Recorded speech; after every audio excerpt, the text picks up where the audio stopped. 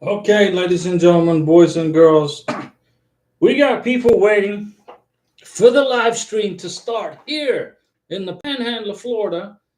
I'm Diego, and my beautiful prometida is Karina, and she's from Venezuela, and currently a legal resident in Bogota, Colombia.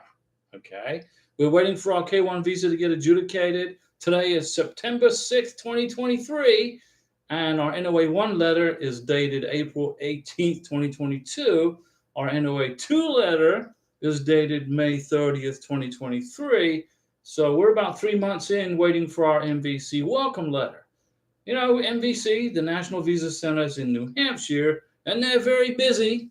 They're busy people trying to process all these visas from USCIS.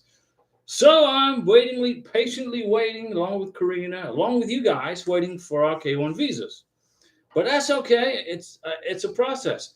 And Teja Sweeney Mumadi, my friend here, hi Diego, my case is at the ready status. I filled out the DS-160 and paid the visa fee for India. We have to schedule the OFC appointment. Okay. And to my friends in India, okay, I want to say, Bharat Main Hamari Sabni Mitron Ko Namaskar. Okay. We send you our blessings to our friends in India. Hang in there, Tejaswini. Hopefully my Hindi wasn't terrible. Tejaswini, but when I check, it is showing no appointments available. You got to keep checking. You got to keep checking, okay? Keep looking.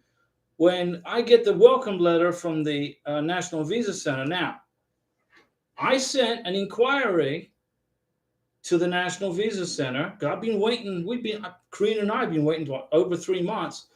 So I sent an inquiry, and I got about 4 days ago, and immigration sent me an email back from the inquiry that I sent, and the email said, let me see, I'll get it right here.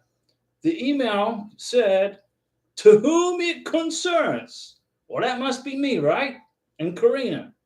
To whom it concerns. You will be notified once the case is forwarded to the assigned U.S. Embassy/Consulate General. Signed, Sky Inquiry Management, Department of State, LDRM, Lockwood Hills, contractor. So a contractor working for the MVC sent me an email saying, Diego, we're going to notify you when your case goes to the embassy in Bogota. So I'm just going to wait for that. And let's see. Tasha's Lynn's World. Hi, Diego. I have a question for a friend. Well, come on. What's the question? Edward Tubman Jr. Hi, Diego, from Liberia. Very nice. Very nice. Liberia. Beautiful country. West Africa, right? Let's see. Teja Sweeney says, I'm confused. You're confused because the embassy's busy. You got to wait for a spot to get freed up so you can schedule your appointment. Same for me. Okay? I got to wait for the embassy in Bogota to get freed up. I got to get the welcome letter first. Ashley Santana. I paid the visa fee for our case in Santo Domingo, Mi Alegra, but sometimes, like, I have to wait after the fee is processed to schedule the interview. Got to wait for an open slot. Got to wait for a space available. It's like you booking an airplane ticket and you're on standby. You paid for the ticket. You're at the airport, but you got to wait for a seat to get freed up so you can jump on the plane, right? It's like you're on standby. Let's see. Tasha's Lynn's World. Her lawyer filled out the DS-160 about 2 weeks ago for a K1 visa, but she has a K2 that she wants to carry with her. Her lawyer did not fill out a DS-160 for her daughter. Is it too late? Okay, you need to get rid of that lawyer, okay, because you need to fill out a DS-160 for the child, okay? Fill out the DS-160 for the child, and you got to pay a visa fee for each person, the beneficiary and the K2. There's a visa fee for both people, all right? So you got to fill out a DS-160 for the child. Everybody's an individual, okay? Whether you're 8 weeks old or 8 years old or 18 years old, you're an individual coming to America on a K2 visa. So you got to have a DS-160. Same for the beneficiary. No, it's not too late to fill out the DS-160. Get it done. Tell your attorney to get the DS-160 filled out for the child. Okay? Puneet Kaur, I am at ready status, also at Mumbai. Good deal.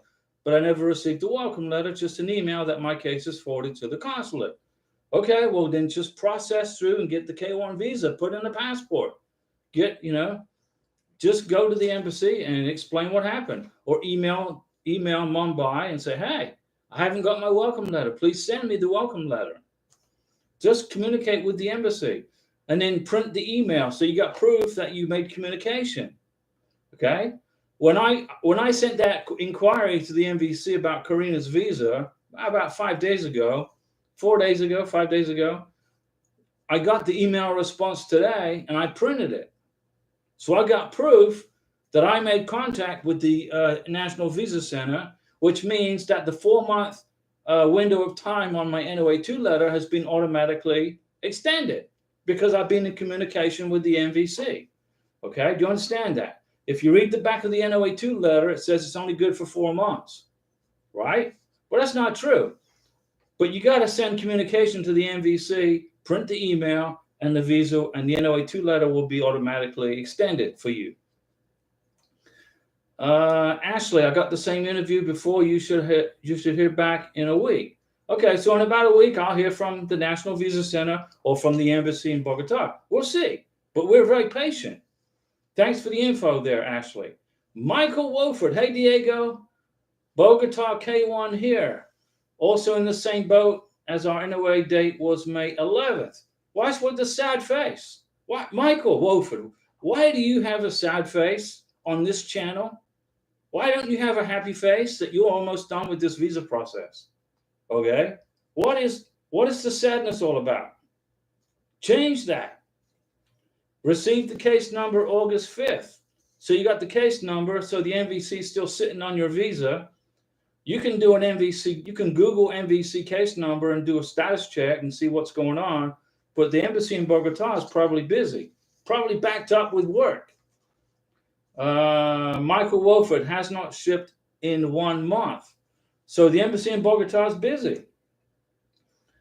Tasha Lynn's World, for her daughter, is it too late to fill out the DS-160? Or will it be a problem? Okay, if you don't fill out the DS-160 for the child, there's going to be a problem because immigration isn't going to know to process the K2 visa for the kid, right? In 2016, when I filed my first K1 visa, I also had a K2. I filed a DS-160 for the beneficiary. I filed a DS-160 for the child under K2. Okay, 2 people, 2 DS-160s, 2 visa fees, 2 visas, K1 in this passport, K2 in this passport. They're 2 individuals. They're 2 separate people. Okay, so you got to answer the questions on the DS-160 for the child too. Jacob Myers, good evening, Diego and everyone. Jacob is in the house. Teja Sweeney, I am worried that I did something wrong because on the Travel Docs website, they asked me for a DS-260. No, you're on a K1 visa, okay? You're going to process a DS-160, not a DS-260. You got to press immigration, all right? Immigration on the SEAC account. Press immigrant. You go into immigrant and you fill out the DS-160. Cedric T. Hi, Diego. I got the ready status in my case. What's next? I'm confused. Well, let's unconfuse you. If you have a ready status, you need to email the embassy and say, hey, I've got my ready status. This is my case number. This is my beneficiary's passport number. This is my beneficiary's case number, date of birth, her name, blah, blah, blah.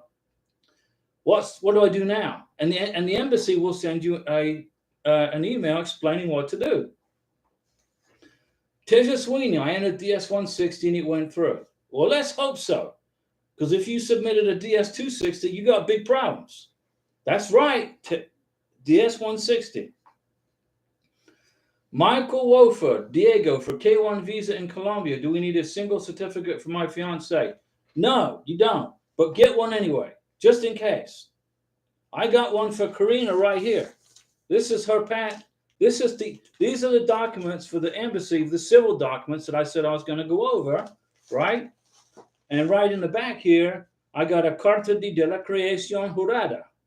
This is a singleness letter right here. I got it right here. All right. And I'm going to get it translated and signed and everything and bring it. And Karina's going to bring it to the visa interview. Will she need it? Probably not. My visa was so strong and so powerful that immigration at the embassy, when they get the visa package, they're going to look at it and go, okay, well, just put the visa in the passport. But I have a singleness letter right here, okay? But, you know, it's up to you. Let's see here. Anything from the government in Colombia? Hold on a second. I don't want to miss this. Anything from the government in Colombia to bring to the interview proving he is single. Just write a singleness letter, get it notarized and signed, and get a copy of the person who's in the, you know, their driver's license, their cedula. Got to be a Colombian. Okay. I wrote, you know, Karina has a letter of singleness, but she's Venezuelan, so we have to get Venezuelans to sign off on it. In Colombia, you're going to have to get Colombians to sign off on the singleness letter. Carta de soltera. Get her done. You can also go to a notary in Bogota. I can't remember the address off the top of my head, and they will print the letter of singleness. They'll look through the Colombian marriage records. You know, your beneficiary is Colombian. We can't do that for Karina because she's Venezuelan. She's a guest of the Colombian government. So they got no record of her being single in Colombia. So we had to write a letter from Venezuela, okay? But go to the government, go into the notary or the government in Colombia, in Bogota, and ask for a letter of singleness. They will go through the Colombian marriage records. They will find it, and they'll print it and notarize it and say, here you go. And that's perfectly sufficient. That's a government letter right there proving singleness. Just go into a notary in Bogota and ask them, hey, where do I get my letter of singleness from? And they'll give you the address. I just can't remember it. And it doesn't pertain to Karina anyway because she's Venezuelan. We were in Bogota together last year, and we went to this office in Bogota and asked for a letter of singleness. And they said, you're Venezuelan. You got to get it from Venezuela. Makes sense, right? The Venezuelan government has all of Karina's records, not the Colombian government. But if you are a Colombian, okay, living in Colombia, a citizen with a cedula from Colombia, they'll have all that information in their computer. I just can't remember the address. Bogota is a big place. It's like 10 million people, but there is a place you can go to get it. Michael, do you understand what I'm saying? Okay, call your beneficiary up and tell her, go to the notary office, go to a notary office and ask the notary, where can I get my letter of singleness? And they'll tell her where to go. Get it done. Bring it to the embassy. Will they ask you for it at the embassy at the interview? Probably not. They probably won't ask, but you never know, right? Cover yourself. Markeisha Smith. Hey, Diego, still waiting for NOA 2. Question: when I receive the NOA 2, is it okay to be the one to fill out the DS-160 on behalf of my fiance? You can help your fiance, okay? Because remember, this DS-160 is going to be all in English. And if your fiance can't speak English at all, or doesn't have access to a computer or a printer or anything like that, then you can help. Definitely, yes. You can help. Jacob, just to inform, found out today from the Philippines that the seminar that you have to take before you come to the USA, they won't let you until you have your visa in your passport. Okay, so get the K1 visa in the passport, okay, and then go to the seminar, which is a 4-hour seminar. It's 4 hours long, guys. For our friends in the Philippines, okay? Now, to my friends in the Philippines, let me say this to you. Okay, my Tagalog isn't very good, but sa ating mga kaibigan sa Pilipinas, ay hiling namin sa inyo ang maraming pagpapala. How was that for my Tagalog? Okay, it's a 4-hour course to get that certificate, Jacob. It's easy. And I think they have the class in Cebu, and I think they have the class in Manila. Michael Wolford. Diego, thank you for the information so much. Hey, no problem. It's hard to stay positive when you see so many people ahead of you. Don't pay attention to that. All right? Yeah, so you're looking at other people's visas. Don't do that. Your visa is different. My visa is different from your visa. Your visa is probably a lot easier than my visa. But stay positive, okay? No sad face. I got my NOA 2 letter May 30th. We're September 6th already. We're almost into, the first week of September is already gone. There are people from April who are already in the United States getting married. People who applied after I did. I'm not worried about it. I'm happy for them. Okay, so you got your visa before I did. You're in America. You're doing your thing. Okay, great. Our turn will come. But everybody's visa is different, guys. You cannot be a cookie cutter. Okay, you cannot be a cookie cutter. So, I will say this to our friends watching us in South America. Okay, we got people watching us in South America, Karina's in Bogotá, Colombia, Central America. Okay, a nuestros amigos y amigas de Centro y Sudamérica, Karina y yo les deseamos muchos bendiciones.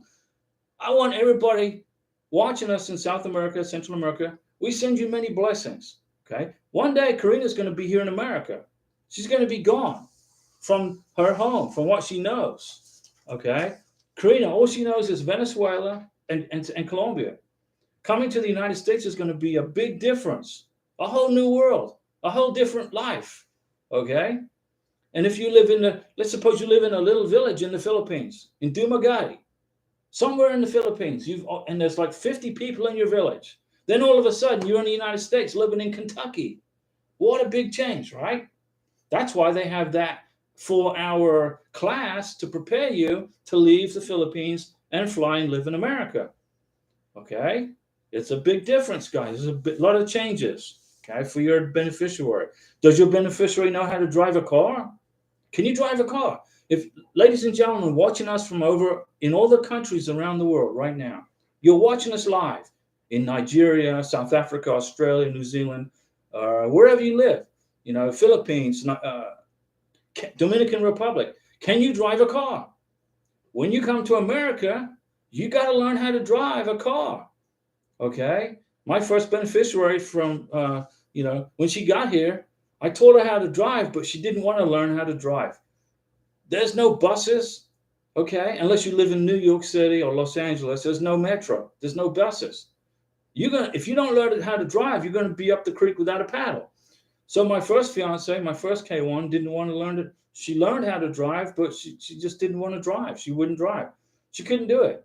She was too scared of the interstate. I don't blame her. So I took her home.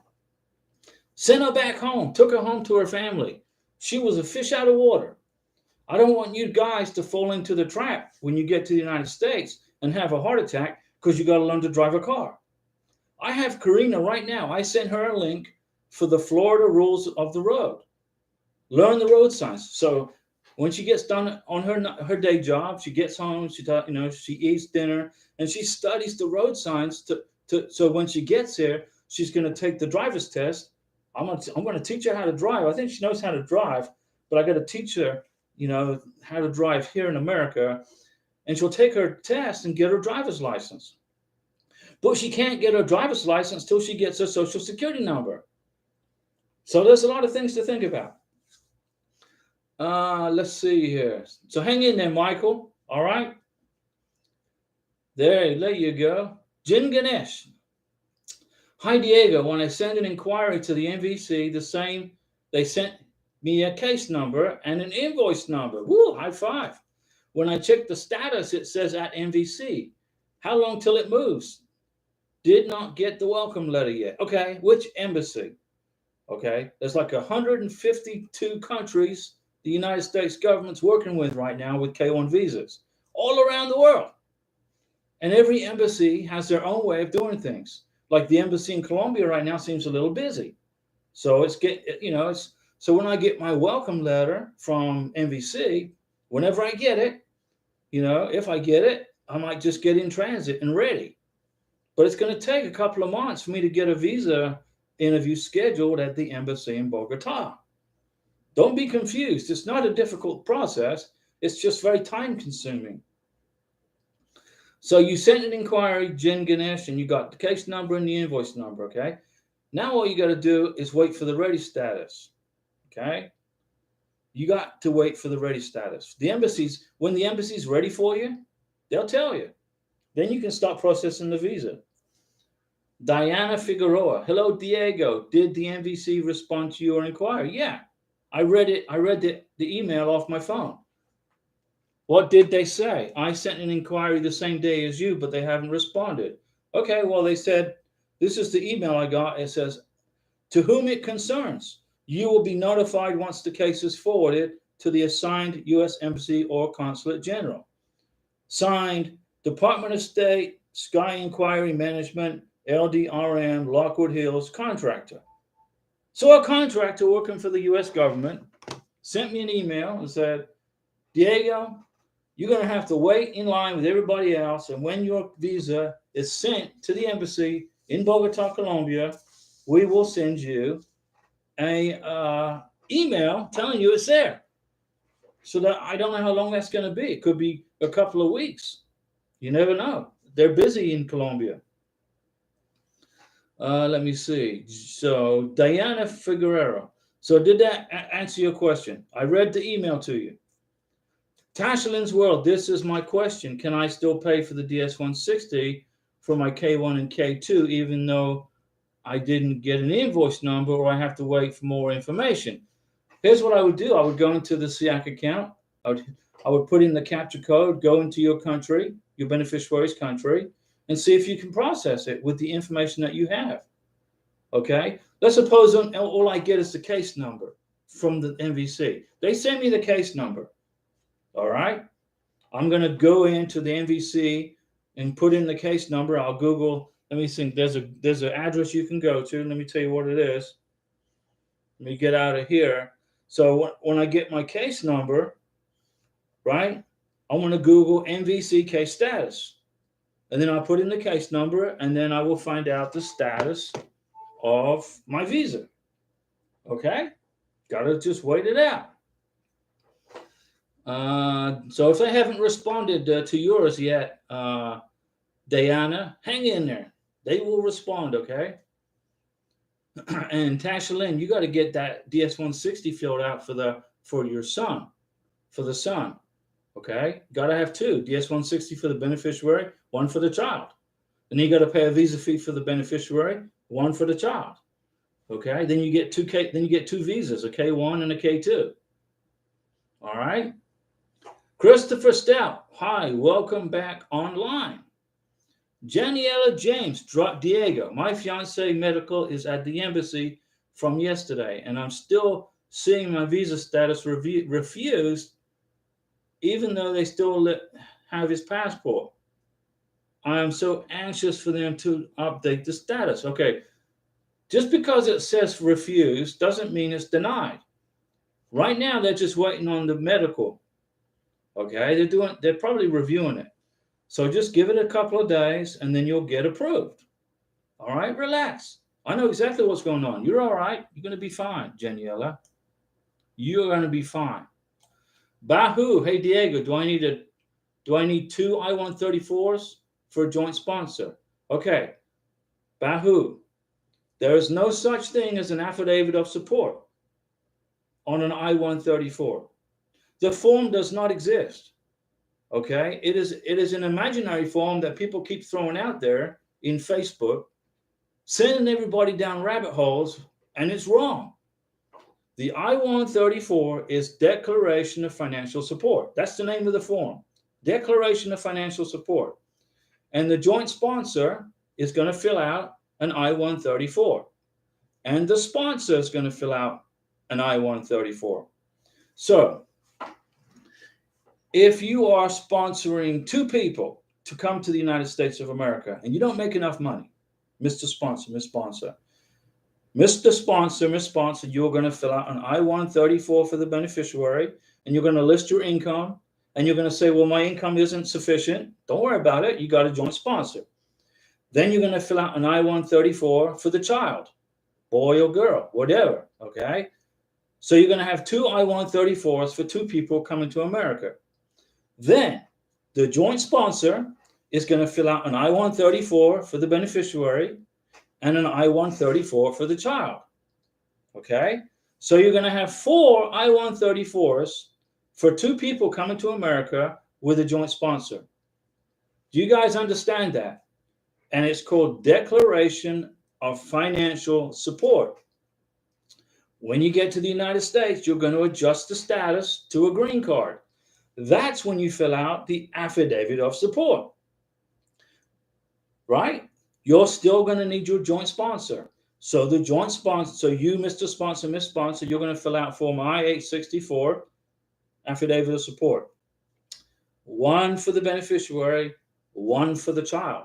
You're processing 2 separate people. Then the joint sponsor is going to fill out an I-864, affidavit of support, 1 for the beneficiary, 1 for the child. And then you're going to put all 4 of those together, okay, in your adjustment of status paperwork and mail it to the lockbox, I believe is in is in Chicago for the adjustment of status. I believe it's in Chicago for the green card. You got it? So Christopher, let's see, what do we got here? Boohoo, do you understand that? Bahoo. The question is, do I need 2 I-134s, affidavit of support for a joint sponsor? If you're bringing 2 people to the United States, okay, your joint sponsor is going to have to fill out 2 I-134s. Plus you're going to have to fill out 2 also. So that's 4. And then you're going to sign yours, and then your joint sponsor is going to sign his or hers and date it. And then you're going to get the original forms, and you're going to give them to your beneficiary, either in person or via FedEx or DHL, whatever. Punet Kahur, what should we have for evidence of continuing relationship? I stayed with my fiance for 4 months this year. Well, great. I stayed with mine for 10 months last year and 5 months before that. And what I did was I kept the boarding passes of the plane rides, the hotel, which we stayed at our apartment. I mean, I set her up in an apartment, but I got rent receipts from the apartment, hotel receipts from my first trip. Let me see here. Receipts from going to the supermercado. You know, we'd go grocery shopping, and I would keep the receipts. I'd use my credit card, and then my credit card would show up as me paying for the food in Colombia. And then I took all those receipts. So you're going to have like 4 months worth of stuff.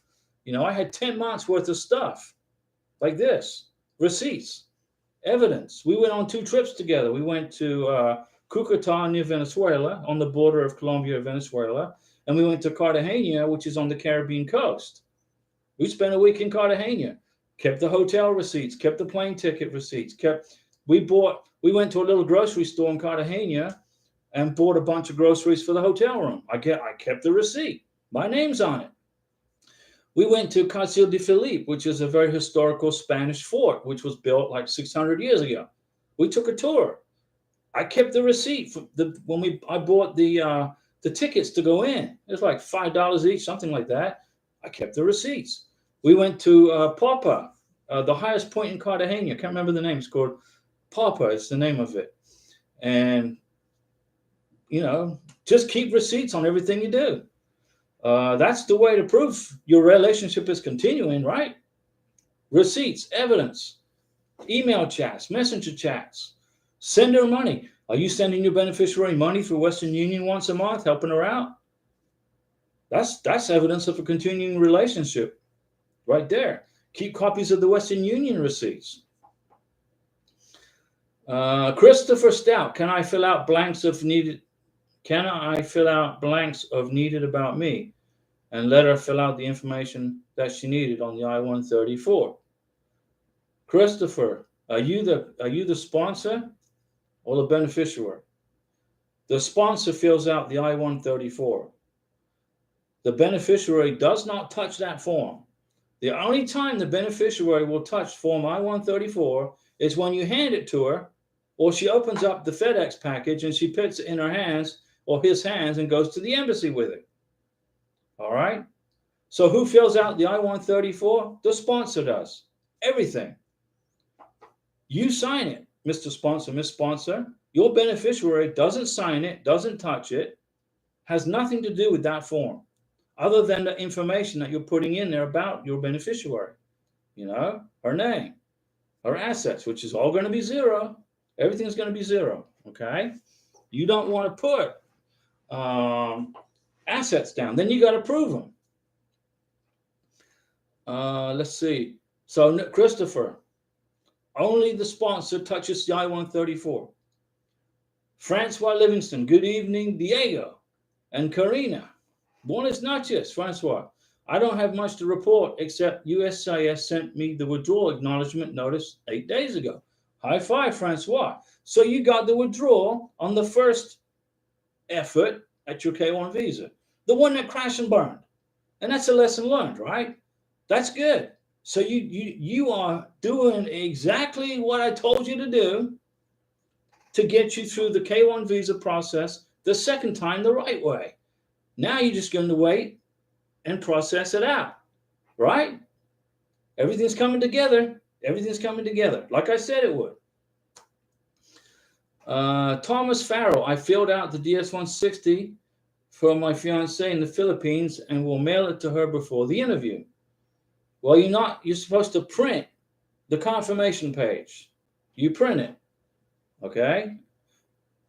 Print the confirmation page, and it's an electronic signature. So you better not have put your name on the DS-160. It better be your fiance's name, okay? So that is saying that she is electronically signing that form.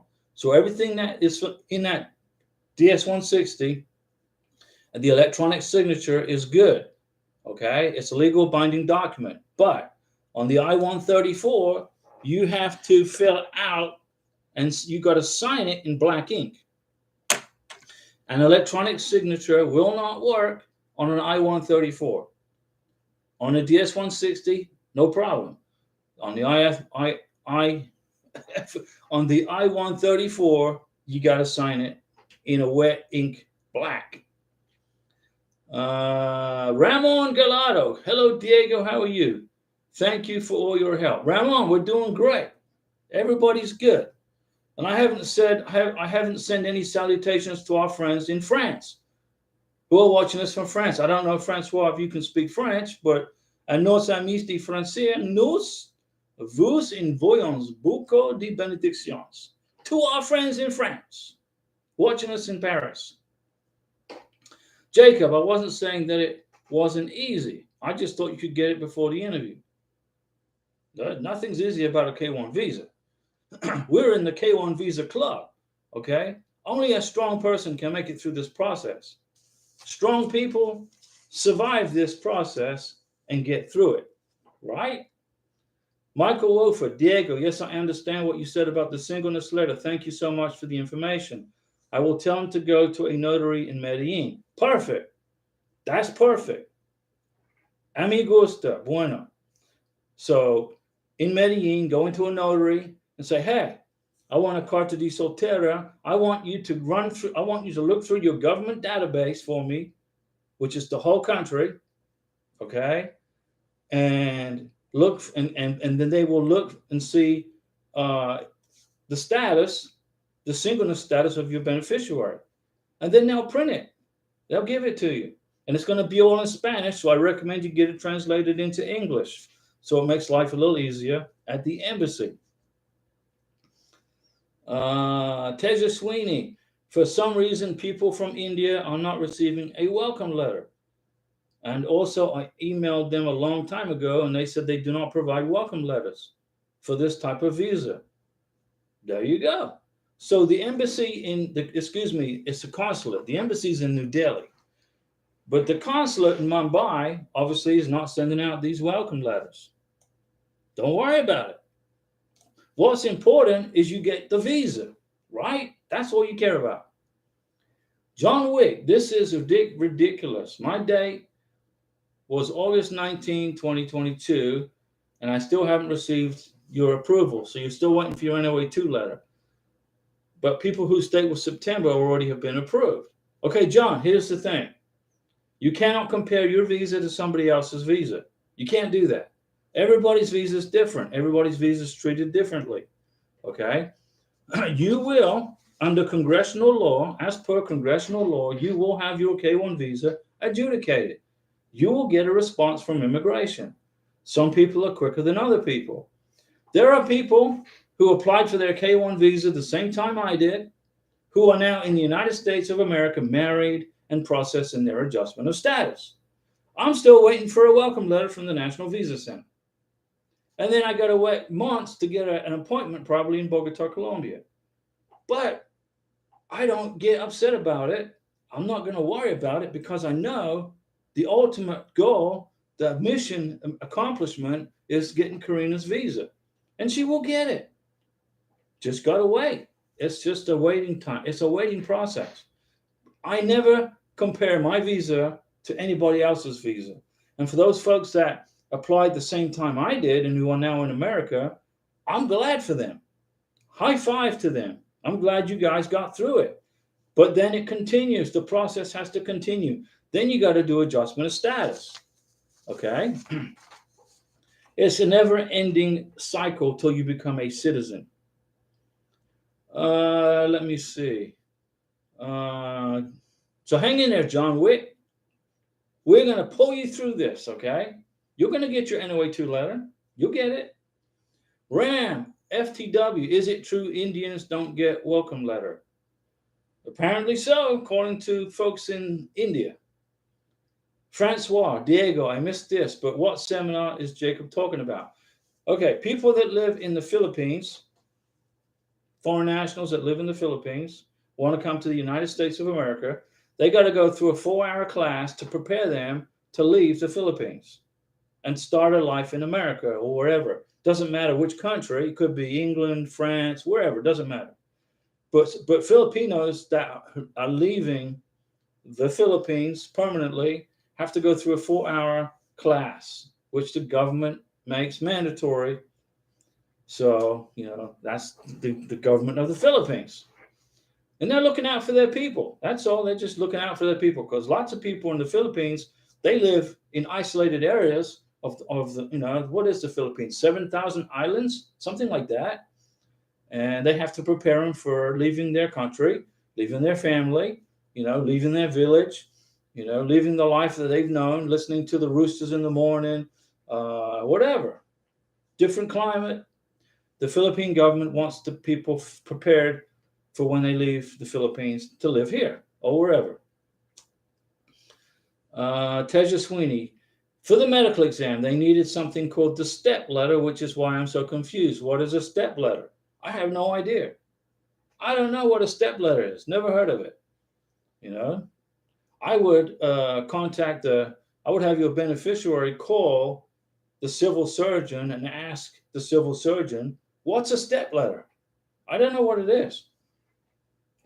John Labatt, Diego, and hello, and to everyone, hello. My fiance wants me to ask. We received our NOA2 letter August 31st. Oh, good. So now you're going to wait for about 3 or 4 months, apparently at this rate, for the NVC welcome letter. Unless you're in India, and apparently if you live in India, the embassy there is not processing welcome letters. So there's a different process for the consulate in Mumbai, which we learned today. Ram, I'm in the US. My fiance lives in India. I got the email that it was sent to Mumbai, but waiting for the welcome letter. Well, you're probably not going to get the welcome letter, but I would email the embassy and check in with them so they know that you're waiting for this process to continue. Tasha Lynn's World, she is asking if you can do a video about how to fill out the DS-160. I did. I filled out a video on how to fill out a DS-160. You just got to look for it, guys. I made videos on everything. If you go through this channel, now I never ask anybody to subscribe or like, nothing. To me, that's irrelevant. This is your channel. If you want to subscribe, subscribe. But it makes it easier to find videos if you do. If you like something, if you do, like it. What does that do? It just helps YouTube push the videos out to other people so they can find them. But we got a great group here. If you want other people to see these live streams, then you do the like thing. But I never ask you to do that. All right. I can't stand it when I watch a YouTube video and the first thing the person says is, don't forget to like, share, and subscribe. I'm thinking to myself, why? Number one, what if I don't like the video? Number two, why would I want to share it if the content's horrible? And why would I like it if I don't like it? Right? That's not good. That's not very proper. It's very rude. It's very rude. I guess, I don't know, my mom and dad, they raised me to, a little different. Let's see here. I don't want to miss anybody's questions. Teja Sweeney, it's so confusing. They say the K1 visa is non-immigrant, but they consider it an immigrant on the visa website. Let me explain it to you. Okay? When a K1 visa is considered a non-immigrant visa because it's a temporary visa. Like a tourist visa is good for 10 years. That's considered a non-immigrant visa. A K1 visa is considered a non-immigrant visa because it's temporary. It's a one-way trip to the United States of America on this visa. As soon as the plane lands in immigration, the Border Patrol stamp the passport, the K1 visa is nullified. It's no longer, it's terminated. Okay? So if you leave the United States, okay, you will have to get a brand new K1 visa to come back. And it will take you another year and a half to get it. So it's considered a non-immigrant visa. But when you get to the United States of America, it turns into an immigrant processing because you're going to apply for a green card. Okay? So then it becomes an immigrant status. Even though it's considered non-immigrant, the K1 visa is non-immigrant, you get to the USA, then you become an immigrant. Then you file for the green card. So therefore, when you go to the SEAC account in the State Department and go into US travel docs, you have to click on immigrant, not non-immigrant. If you click on non-immigrant, you're going to get lost and confused. You're going to have nowhere to go. You're going to be looking for K1 and it doesn't show up. But you got to go into immigrant and there it is. There's K1. Boom. Okay? So I hope that was a good explanation. Let's see here. RAM FTW. It's tricky the way they word it. Non-immigrant versus immigrant. Yeah. Just remember this. A B2 tourist visa and a K1 visa are non-immigrant visas once they're in your passport. Okay? That's why tourists coming to the United States have to fill out an I-134. K1 applicants coming to the United States, the sponsor has to fill out the I-134. The sponsor. Okay? That's the difference. So K1 is non-immigrant until you get to the United States, then it becomes immigrant. You apply for the green card, boom. So you got to click on immigrant when you're processing the paperwork at the SEAC account. Let's see. Bahu, hey Diego, I'm doing joint sponsor, so do I put the joint sponsor's name on the affidavit of support? Bahu. Now, I've explained this to you like a billion times. I want to explain it to you one more time because I don't want you to mess this up. Bahu, listen to me. Okay, number one, there is no such thing as an affidavit of support in a K1 visa. It does not exist. The form doesn't exist. You go to I-134 and you fill out the Declaration of Financial Support. Okay? Mr. Sponsor, you fill it out. Mr. Joint Sponsor, Miss Joint Sponsor, you fill one out. Now, I just spent 5 minutes explaining that all to you. So the question is this. You're doing a joint sponsor, so do I put the joint sponsor's name on the affidavit of support or my name. You don't put anybody's name on the affidavit of support in a K-1 visa. You don't fill out an affidavit of support. That form doesn't exist. You fill out the Declaration of Financial Support, the I-134. You put your name on the I-134 for you. And if your income is not sufficient, that's okay. You still fill out the I-134, and your joint sponsor fills out his name on the I-134. Why would you put your name on your joint sponsor's I-134? Why would you do that?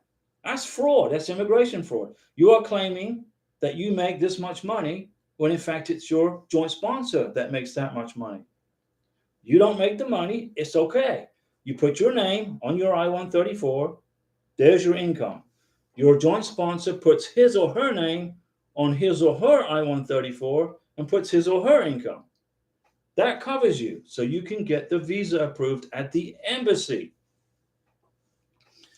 Dan Williams, my fiance is in Honduras, and we have been waiting almost 2 months, and they have not opened any appointments. She joined a group, and we have been checking hourly how long till appointments. It's taking 2 to 4 months to get an appointment in Honduras. But they are processing visas in Honduras. They're doing it. They're doing it. I've seen them getting approved and getting done and getting processed. So you just got to keep looking. You're doing the right thing by continuing to look. Keep looking every day. Every day. Hang in there, Dan, okay? You will get your visa. Just got to keep checking. Whoop slap. Hey, Diego, I am joining late. Do you have any news? I got a new appointment for interview October 11th. Well, congratulations, whoop slap. October 11th is the interview day. Karina and I, we're still waiting for our K-1 visa welcome letter from the MVC. We waited out. It's no problem. Thomas, let's see. Ram FTW, travelstate.gov says DS-160 is non-immigrant visa. Ram FTW. The DS-160 is a non-immigrant visa. Tourists coming to the United States on a non-immigrant B2 visa fill out a DS-160. K-1 visa applicants coming to the United States fill out a DS-160. It's considered a non-immigrant visa. But when you process your paperwork, when you go to do all this processing in the U.S. travel docs, you're going to go into immigrant visa, okay? Not non-immigrant. If you go into non-immigrant, you won't find it.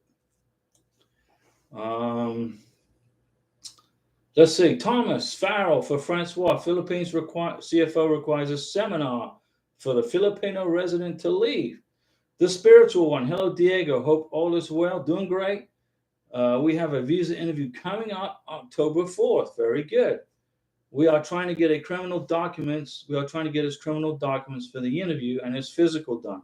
Okay, get it done. You can do it. Andrew Bryan. Hey, Diego, I did my interview here in Jamaica last week, Tuesday. I already stated it to you last week. Anyways, I picked up my passport with my visa stamped in it today. I'm so happy. Well, we have a success story with Bryan, Andrew Bryan. Now, listen, don't take any photos of that K-1 visa with your phone and post it on Facebook and post it on Instagram and tell everybody on Facebook and Instagram and Twitter, here's my K-1 visa. Don't do that, because that K-1 visa contains very sensitive information about your beneficiary, about you, okay, which nefarious people could get a hold of and use against you. So you're going to make a picture of your K-1 visa and you're going to include it in your adjustment of status paperwork. When you adjust your status for green card, you're going to get a copy of your K-1 visa plus your passport, okay, plus the entry stamp, etc., and include it in your adjustment of status paperwork. Do not take a picture of your beautiful K-1 visa and post it on Facebook, Instagram, or any other social media outlet. Don't do it. It's for your privacy and for your protection. Michael, is it true the MVC only ships cases every Tuesdays? or Wednesdays. They ship every 2 weeks, Michael. Well, if that day falls on a Tuesday or a Wednesday, I actually made a video about it. Okay? There's a video, but it's every 2 weeks. Andrew Bryan, much thanks to you, Diego. You helped me along the way. No problem. It's great. I'm glad to see you finally reach the finish line, get your visa, put in your passport and everything. Good to go. Now you need to get on a plane and come over here. Get out of Jamaica. Fly to Houston or wherever you're going to go. Ram FTW, I got an email saying it was sent to Mumbai last week. We got the case number. Okay. Dee, hey Diego, my welcome letter email from NBC was August 29th. I just scheduled my interview appointment in December for December 5th. I only have the case number, no invoice number from Cameroon. Email the embassy. Check in with them. Beneficiary's name, passport number, date of birth. Check in with the embassy and ask for assistance from the embassy. They will help you. NI87. Hi, Diego. I'm sorry if it seems to go off topic, but I'm hoping to go to America next year. Question is, what state would you recommend to go for good music? My tastes are varied, so I'm not fussy. Thanks. Well, I would say Tennessee. Tennessee's it's the hub of country music. Nashville, Knoxville. Tennessee. If you like jazz and blues, go to New Orleans. New Orleans in Louisiana. New Orleans in Louisiana. Beautiful, beautiful town. Lots of jazz, lots of blues, nice people. And let's see here. Reno, look at that super chat. Reno, thank you. Mountain Dew, definitely. I'm going to fill out. I'll go to Mountain Dew Land tomorrow in Walmart. Thank you so much for that super chat. Let me see here. I don't want to miss anybody. Lots of questions, and but the feed doesn't like to move up and down. So let's see. Michael's asking me questions.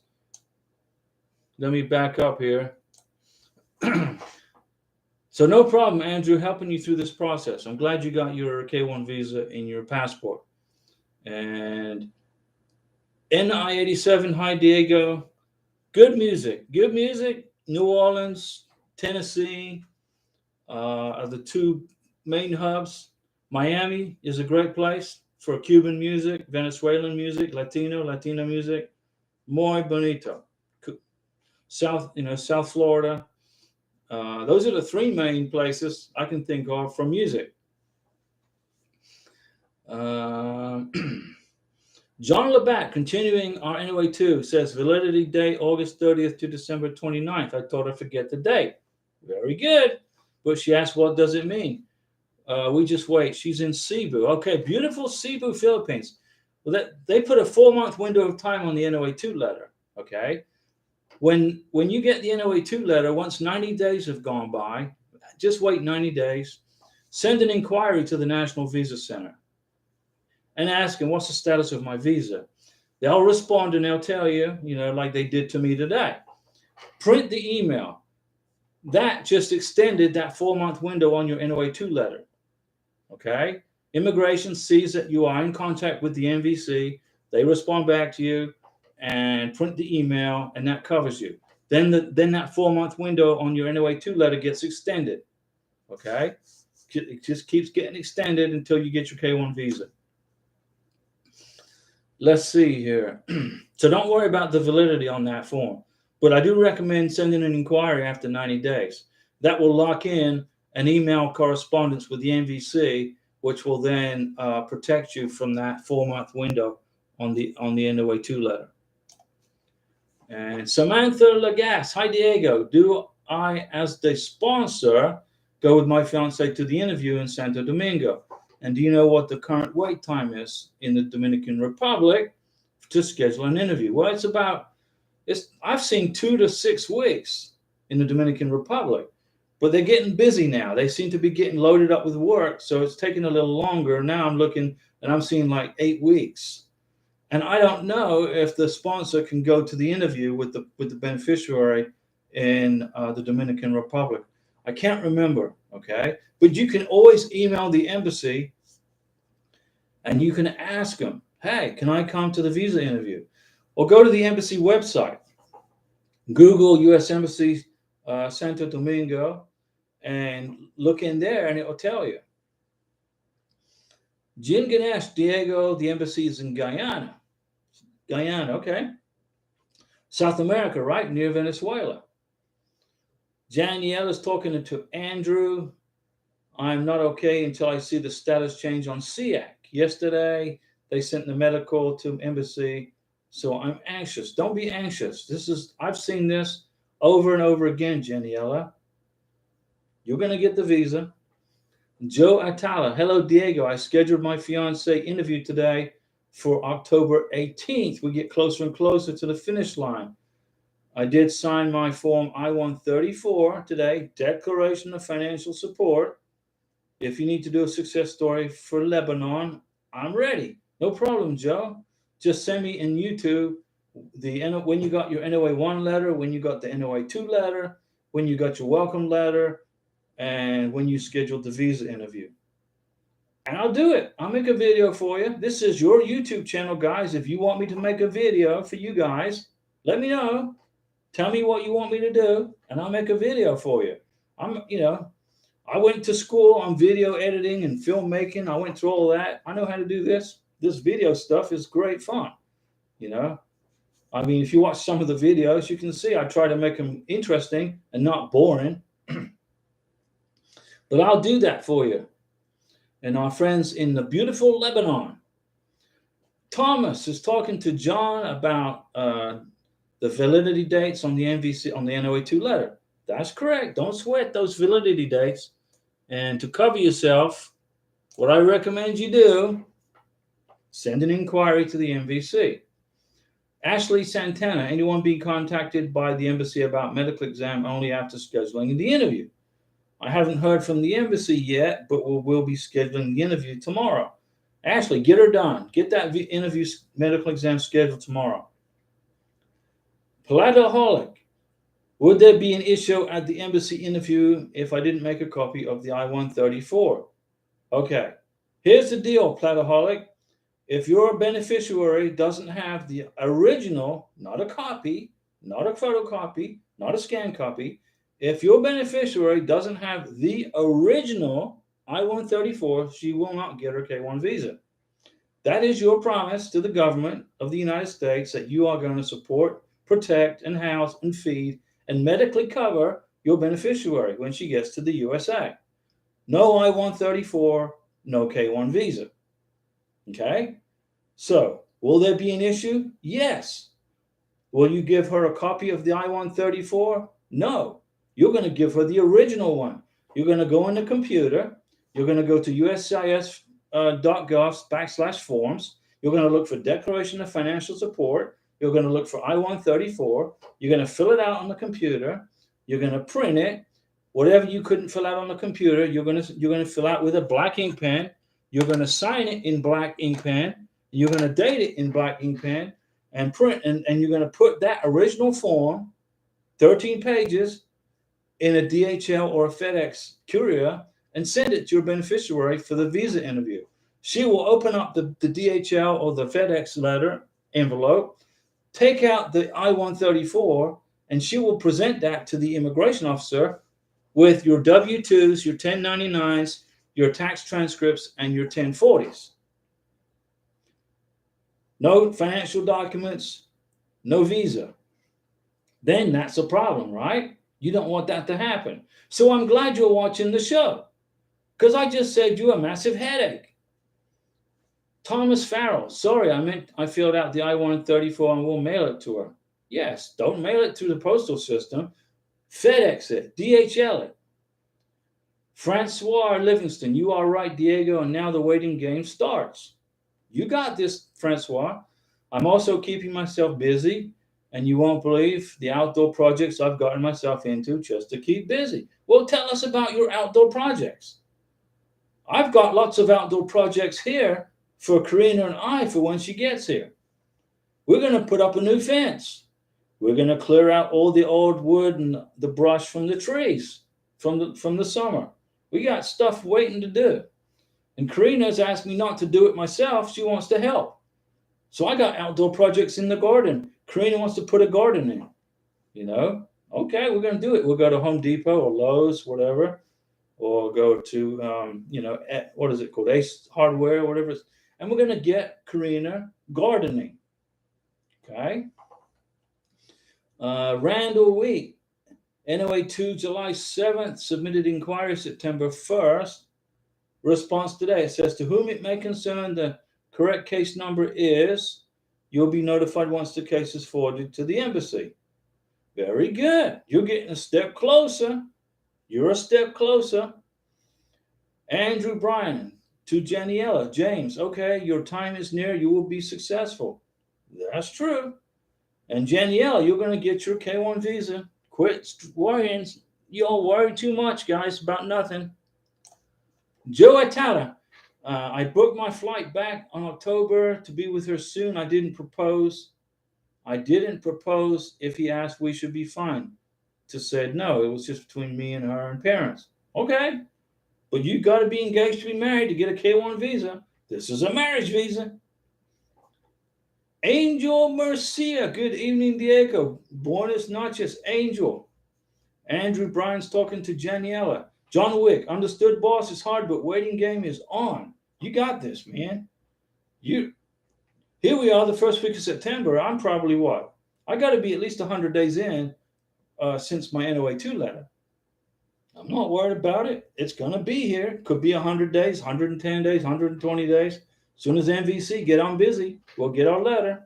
As soon as the embassy in Bogota, Colombia, get on busy. We'll get ready status. And let's see here. Whoa, we got another super chat. Look at that. Guys, you guys. Reno sent me one. And Randall Wheat just knocked out a home run there. So I got Mountain Dew covered for the next week in September. Thank you, guys. Let me see here. Appreciate that, Randall.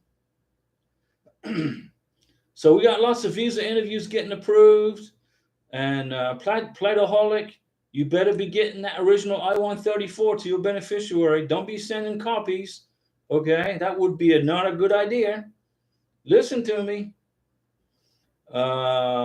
Joe booked his flight. And we got James, Janiela, and Andrew chatting back and forth. And Miguel, Diego, how often do you read your Facebook messages? As little as possible. I can't stand Facebook. Honestly, Facebook to me is a headache. Okay, it's drama. So I don't read Facebook messages very often. Now, my brother, okay, who is probably the best mechanic on the whole planet, in the whole world, my brother can put together a Lincoln automobile. He can build one from scratch. Just put it that way, okay? And I had some issues with my Chevrolet Malibu.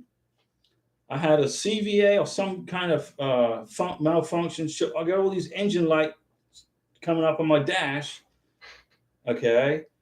So my brother ran his computer through my car and he fixed it. He replaced all these parts in my car. Then he put a new turn signal on for me. And, so he's basically the only person I send messages to in Messenger. That's about it. I don't like Facebook. So I don't check my Facebook messages unless my brother needs help with something. Like I just helped set him up with the YouTube channel. My brother's been reviewing movies for 30-something plus years. He's a movie reviewer. So I said, he came up with this idea to put a YouTube channel together, and I said, I'll help you. So I went over to his house and got him started. So he fixed my car for free. I bought the parts, and then I got him set up on YouTube for free. Francois Livingston, there's a light at the end of the tunnel, right? Oh yeah, there's a light at the end of the tunnel, right around the corner. Let me see here. Kathy Chowdhury. Hi, can anyone provide contact information of the U.S. Consulate Mumbai? I made a video about the U.S. Consulate in Mumbai. Look through the videos. Look for India. There's the information. Let's see here. Randy and Asco got no welcome letter. Got in transit email in case ready. Okay. Asked the embassy for an invoice number. They said K1 does not get an invoice number. So at this embassy, they don't provide an invoice number. The bottom line is, as long as you get a visa interview scheduled with or without an invoice number, if this embassy doesn't require one, don't worry about it. Just schedule the visa interview, okay, through the SEAC travel docs. If you don't need an invoice number, don't use it. Get it done. Daggy, hi Diego, happy Wednesday. Today's Wednesday already. Merciless. Today's Wednesday. My joint sponsor doesn't remember the person's name and dates submitted. You suggested me to put question marks. That's correct. Shall we do question marks on the name too? Explain we forgot the name. Well, I mean, I don't know how you can possibly forget the name of somebody that he sponsored. How do you forget a name? You know, I sponsored 2 people in the past, in 2016. I didn't forget their names. I'll never forget their names. So immigration may have a hard time with that, okay? But if you honestly can't remember their name, put a question mark in there. And then on page 13, on the back page of the I-134, okay, or in the I-129F, wherever it is you were at, write an explanation. I can't remember their name or date of birth. You got to put it in writing and you got to explain it. Immigration do not take too kindly to question marks with no explanation. So if you're putting question marks, question, no problem. That's good, but explain it in the whether you're on the I-129F or the I-134. The I-134, right? At the back of the I-134, there's some blocks that you can use to fill in explanations. Francois, thank you for clarifying about the seminar class. No problem. Is that a requirement for all countries? No, just apparently the Philippines. Henry Emplio, sir, why did my form I-129F get transferred? Is the processing time change again? Where did it go? Did it go to where? So you submitted the I-129F. You sent it to Dallas. Dallas sent it to California. Where did Dallas send it? To California. Where did California send it? Missouri? Texas may have went to Missouri. They got busy in California, apparently, just overwhelmed. So they're farming the work out. Don't worry about it. They're still going to process your K1 visa. Don't worry. Or if it goes to Nebraska, Missouri, Texas, wherever it goes, okay, you will get your K1 visa adjudicated. Why did they transfer it? They got busy. California probably got just overwhelmed. Michael Wofer, Diego, is it true that the birth certificate needed for Bogota K1 visa interview for Colombian fiancé is just a copy out of a book from the government and then notarized by them? Here's the deal. When I went through this process before, I had to bring the original birth certificate issued by the government. Okay, you can get it notarized also if you want to back it up, but it has to be the original birth certificate. Okay, issued to the parents when the kid was born, when your beneficiary was born. Her mom and dad were given a birth certificate. All right, the original. That's the one you got to bring to the visa interview. Now, if you lost your birth certificate, then you got to go to the Colombian government and get another one. And then I would recommend getting it notarized. Plataholic, will there be an issue at the embassy interview if you didn't make a copy of the completed I-129F? No problem. They're not going to ask for the I-129F at the visa interview. They won't ask you for it. But it helps your beneficiary if she has a copy of it, because some of the visa interview questions are pulled out of the I-129F. So I made a copy of the I-129F. I give it to Karina in Colombia so she can study it. So if they ask questions about my mom, my dad, things like that, everything about me is in there. And immigration might throw a question at her, about me, about my mom, about my dad. Where does my dad live? Where's my dad? Well, my dad lives in Thailand. It was in the I-129F. My dad married a lady from Thailand. He didn't want to go through all this immigration malarkey, this nightmare of immigration. So he relocated to Colombia. He relocated to Thailand. When my mom died, he remarried a lady from Thailand. He lives in Chiang Mai. And he kept asking me to go visit him in Chiang Mai, Thailand. I said, Dad, my butt is not going to sit on an airplane for a day. It's too far. You know, I'm not a young spring chicken.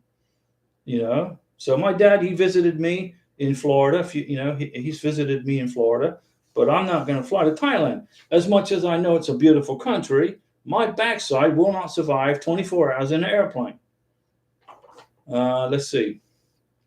So that's the reason that you give your beneficiary a copy of the I-129F. Okay? It's information that your beneficiary can study from. So if immigration asks Karina, about my dad, she already knows that my dad's living in Thailand with happily married for 20 some plus years. That's why you get the I-129F into the hands of your beneficiary. Carlos Zambrana got my ready status. High five. Good deal. 12 and a half months. So things are speeding up. Welcome letter, August 30th. Whoa, look at you. 1.5 months from NOA 2. In transit.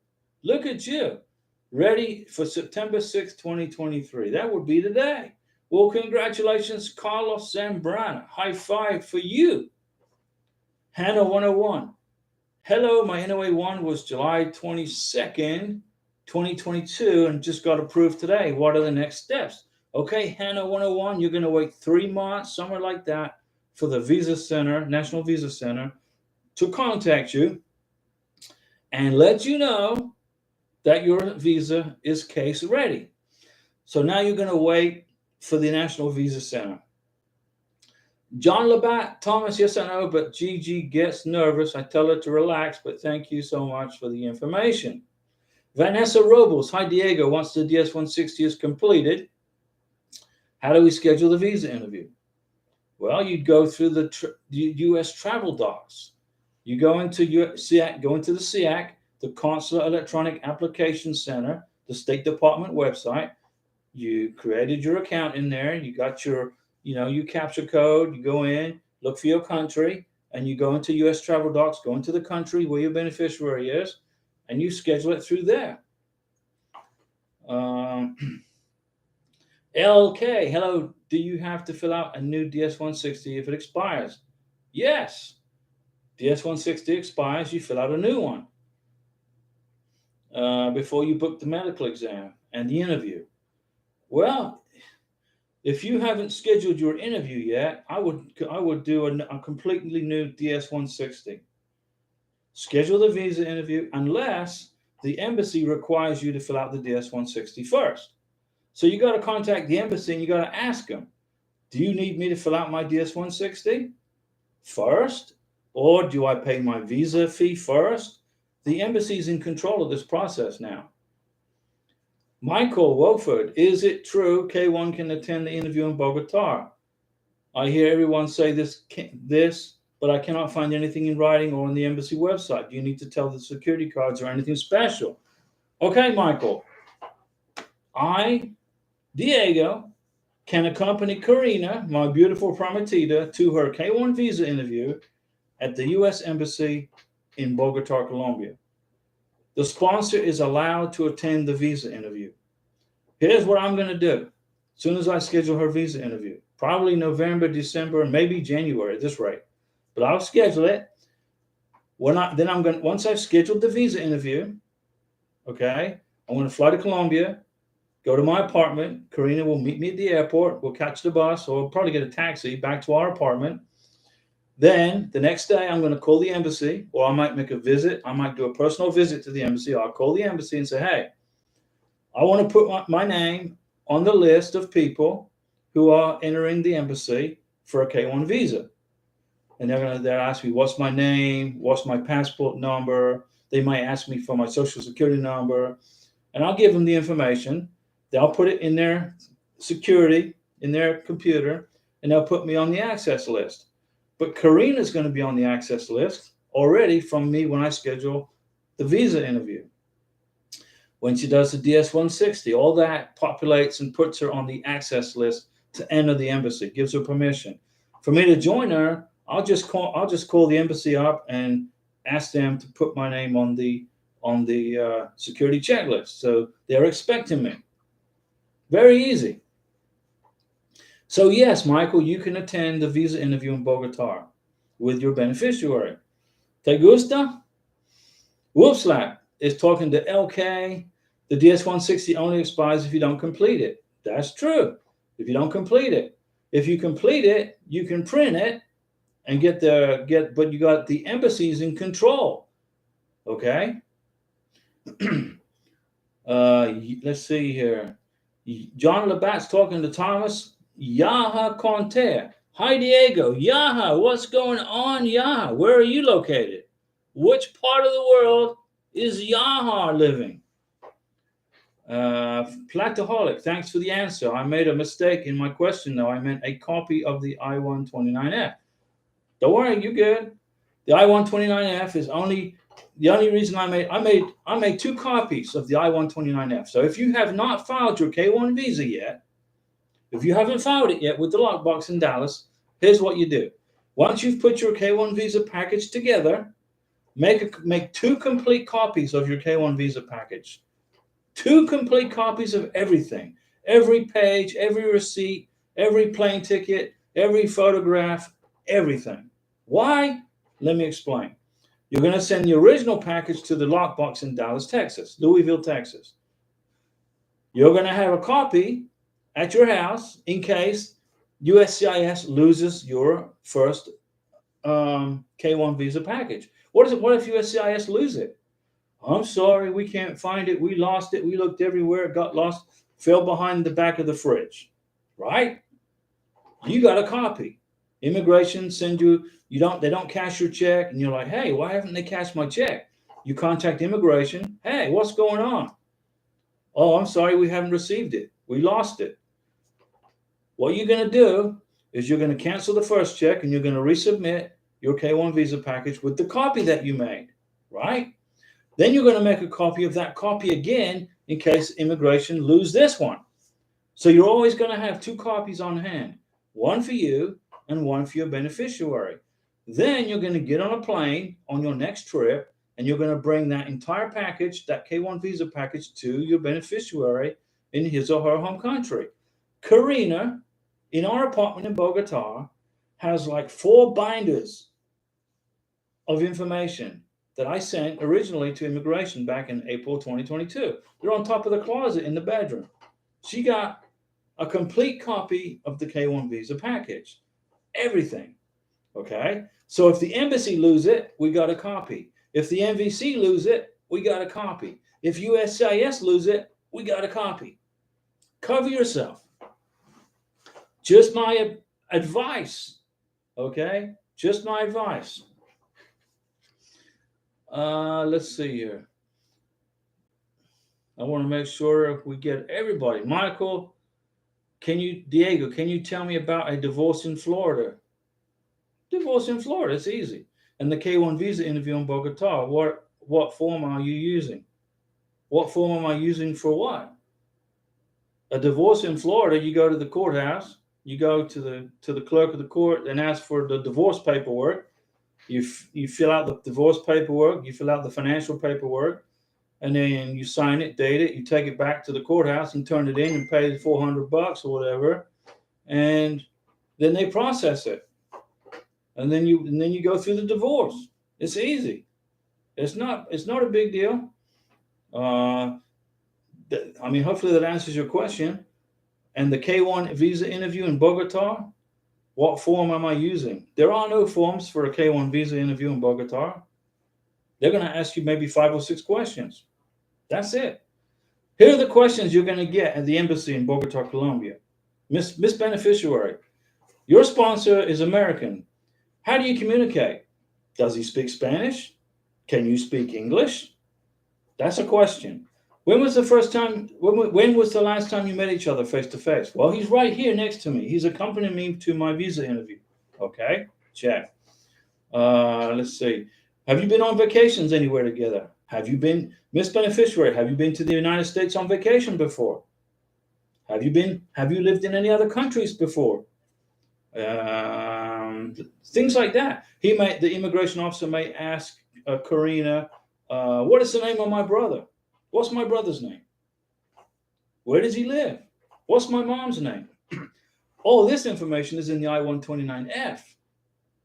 Okay. Let's see. Michael Wofford, electronic certified or certified from the country clerk. Electronic certified what? What do you mean electronic certified? What? What form? You talking a birth certificate? You bring the original birth certificate. Your beneficiary was born in Colombia, right? Her mom and dad were given a birth certificate.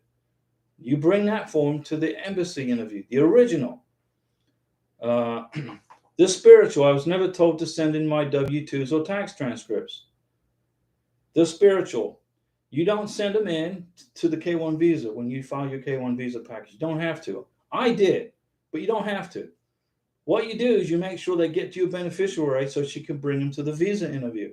When she goes to the visa interview, she needs to have your tax transcripts, 1040s, 1099s, I-134, original, signed. Letter from your employer saying where you work, how much money you make, 12 months worth of bank statements, or a letter from the bank saying how much money you made or how much money was deposited into your account in 12 months and when you opened your account. Okay? Stuff like that. Those are your financial documents. Right here, these are the civil documents that Karina is going to take to the visa interview. Okay? Michael Wofford, the county clerk only sends stamped ink signature. Okay, no problem. If you're talking about are you talking about in Florida or in Colombia? James 1, for those at the Mumbai consulate, make sure you have proof of wedding plans. There you go. Proof of wedding plans. Look at that. Right here. This is for the embassy in Bogota, Colombia. Proof of wedding plans right here. I got a whole slew of emails back and forth between our wedding officiant and the restaurant and everything. These are our wedding plans. Is the immigration officer in Bogota, Colombia going to ask for them? Probably not. Do I have them? Oh, yeah. Let's see. Michael, I hear the Bogota embassy wants a raised seal. A raised seal on a birth certificate? You get the U.S. Embassy in Bogota wants an original birth certificate. Whatever that form is, was presented to the baby by the doctor to the parents at birth. Karina was born in Venezuela. She has a Venezuelan birth certificate, not a Colombian. Her birth certificate is totally different from a Colombian birth certificate, but it's original. Here's the original birth certificate from Venezuela. Mom says thanks. Dad says thanks. She has it. She kept it her whole life. She will bring that plus a copy to the visa interview. Does it have a raised seal? I don't think so. Do Colombian birth certificates have raised seals? I don't know. You got to get in touch with your beneficiary and find out. But I've never heard of a raised seal being on the birth certificate. Whoop slap is only valid for 30 days. Hold on a second, guys. Now, James 1 is valid for a year. The DS-160 gives you 30 days to fill it out, but it's good for a year once you click submit. Francois Livingston has been power washing the concrete, resurfacing, sanding, and painting around the front door. Gutter landscaping. There's a lot of leaves in your gutter, Francois, baby. Get out there and get them cleaned up before winter gets there, because it's going to be too cold otherwise to be outside in the yard. Assad Rameh, hi Diego. Assad, what's going on, my friend? And then James Wan is talking to Whoop Slap, and Whoop Slap's talking to everybody. And let's see here. Henry and Missouri. Okay, so your K-1 visa went to Dallas, Then it went to California. Now it's in Missouri. So you're going to go through the same K-1 visa process. It's going to take the same time, 11 months, 12 months, okay? Just a different service center. Apparently, the service center in California just got overwhelmed. So they sent it to Missouri. Nothing changed on your visa other than the location. Fairview Stray POV, hello Diego from New Hampshire. My NOA 1, February 16th, NOA 2, July 24th. Very good. And Whoop stops talking about the DS-160. And Danny Smith is in the house. 6 weeks since USCIS K-1 approval, Thailand. How much longer? So you got your NOA 2 letter 6 weeks ago. Is that what you're telling me? Randy Anasco, no invoice number was in Manila. Okay, very good. Daggy, yes, it's on the I-134. The person joint sponsor helped didn't get the visa. It was almost 15 years ago. Do you think my fiance won't get visa because the joint sponsor put question marks? No. But you got to go into the I-134 in the remarks section. There's these little boxes, right? You can write an explanation. It was 15 years ago. I can't remember the person's name. No problem. If you can't remember, you can't remember. Henry and Pleo. For those people asking about bringing kids of a single parent from the Philippines to the U.S., all they need is a single parent ID. Okay, very good. In South America and Central America, if you have a child and the other parent is going to remain in the country, they're divorced, they're widowed, whatever, the Central American and South American governments will not allow a child to leave South America or Central America without a letter, an apostilled notarized letter from a judge or somebody like that, giving permission for the child to leave the country. Brian and Jacqueline, hello Diego and Karina. What's going on, guys? How are you? We hope you're doing well. Teja Sweeney, do we have to make 2 copies or is it optional? 2 copies of the K-1 visa package? I say you make 3 copies. I just explained why. Henry and Pleo. On John Labatt is talking to Henry. Henry and Pleo is talking to John Labatt. LK, I got issues filling out the DS-160. What is the problem? It keeps bouncing back to the beginning. Okay, well, get out of your browser, whatever browser it is you're using. Get out of your browser, clean your cache, if you know what I'm talking about. Clean your computer, go in and clean up your computer, make it, speed it up, and go back in using Google Chrome or Explorer, I believe is what it is. Henry is talking about fiance single parent.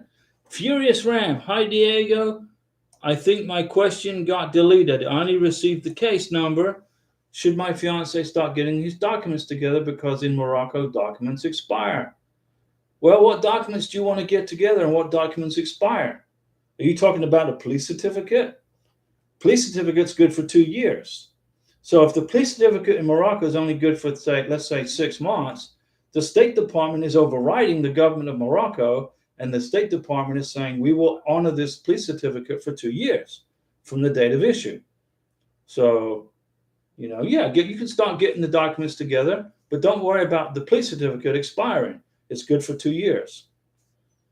Tina, hi Diego. My fiance was just approved in his visa interview in the U.S. Embassy in Manila. Tina says, I'm crying because it's been a long, hard journey. And I pray that everyone here, everyone gets approved. Tina, fantastic. And I will say to you in Tagalog, Mahirap ang buhay. Okay?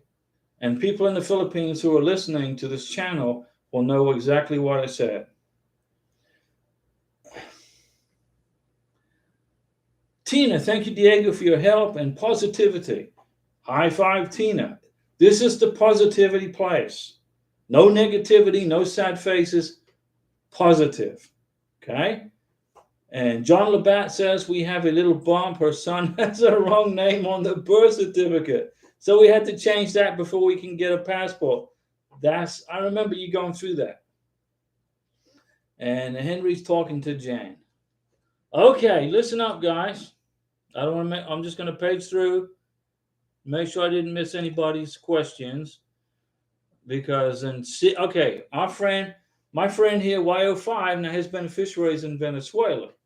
His fiance, not your girlfriend, Y05, your fiance. There's a big difference. You're saying if my girlfriend gets a tourist visa to enter Mexico, will she be disqualified for the K1 visa if she overstays on the tourist visa? Could be. Good possibility. Karina is a Venezuelan living in Colombia. She has a legal document giving her permission to live and reside in Colombia by the Colombian government. Her green card, if you want to call it that, is good for 10 years. When she goes to her visa interview at the embassy in Bogota, the embassy officer is going to ask her for her proof of residency in Colombia. Karina, you're from Venezuela. We need to see your proof of residency in Colombia. Here is my cedula, Mr. Immigration Officer. He will look at it, and it will give her a 10-year expiration day, I believe, like 2020, whatever, 10 years from 2022. She's a legal resident of Colombia. She will have no problems with her residency status.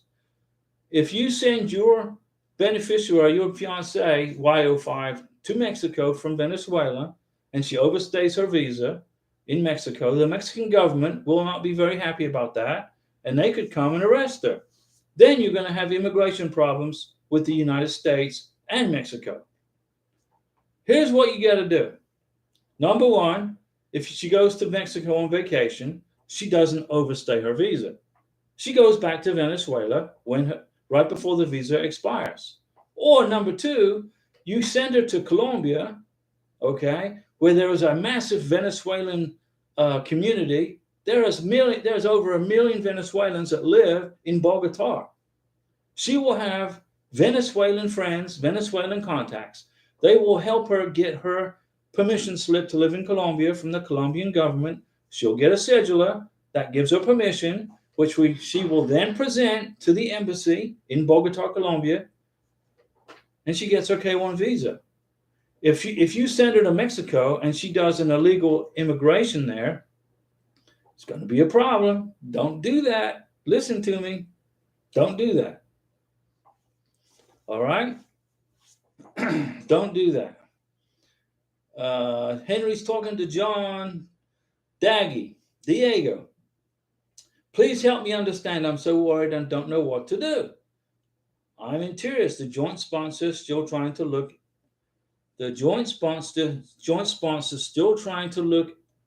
any information about I-134 was sent back, but no luck. Don't worry. If you don't know the person, you put question marks. Then explain it in the remarks on the back page of the I-134. Teshalin's World. Diego, if my daughter has received her U.S. passport by CRBA, okay, good. So you registered her birth at the embassy. Should I fill out a DS-160 for her as well? No, not required. A DS-160 is an application for a K1 or a K2 visa. You have a child who is a registered U.S. citizen.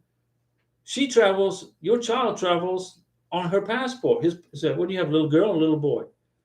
CRBA means that she has a passport, American passport. All you got to do is buy a plane ticket. Here's my passport. Buy a plane ticket. Do not fill out a DS-160. Do not apply for a K2 visa for your child, for your daughter, if she's a U.S. citizen with a CRBA and a U.S. passport. She doesn't need a visa, my friend. Don't need a visa. She's an American. Now, let me ask you this. You have a U.S. passport, right? Do you need a K1 visa to travel? No. You just need your passport, right? Same for your daughter.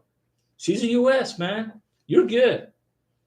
I hope I saved you $265 and a headache. I'm saving you guys all kinds of money today. John is talking to Henry. And James 1, only Mumbai or processing K1 visas. And let's see. There's no questions. Everybody's chatting with everybody. That's good, though. And James 1 says, okay, I think you can choose any vaccination center in India. However, the vaccination center in Mumbai is very close to the consulate. So you can do both quickly. Good information. Okay, guys. I've seen lots of good stuff going on in here. You guys are chit-chatting back and forth.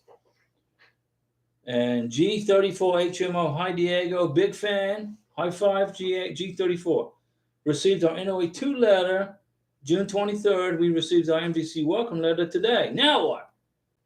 Now you're going to wait for a ready status from the embassy. That's the next thing. Hannah, I applied before many times for a tourist visa, but it was always rejected. Don't worry about it. Don't worry about it. And one time during I filled out the DS-160 for the tourist visa, I put wrong information. Does it impact the K1? Doesn't impact it at all. K1 and B2 visa are totally different. You just got to explain. The immigration officer is going to know anyway from your passport number. Don't worry. It's not going to affect your K1 visa. James 1, 110 days for my case. I had to send the MVC a letter saying my case was beyond 100 days, and they sent the FTP. Well, okay. Let's see. Okay, guys. Beto Trejo. Hi, Diego. Just watching you and waiting for my visa. Good deal. Okay, I've been talking for an hour and 36 minutes, guys. I'm going to go drink some Mountain Dew, make a sandwich, and then later on I'm going to call Karina.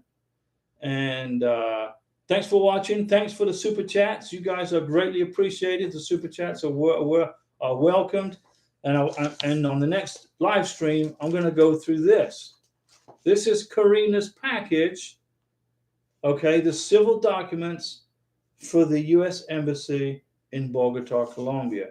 I'm going to go over it. What's in here? What do you bring to the embassy interview? I'm going to go over it. See you guys at the live stream. The next one is, what's today? Wednesday? Saturday.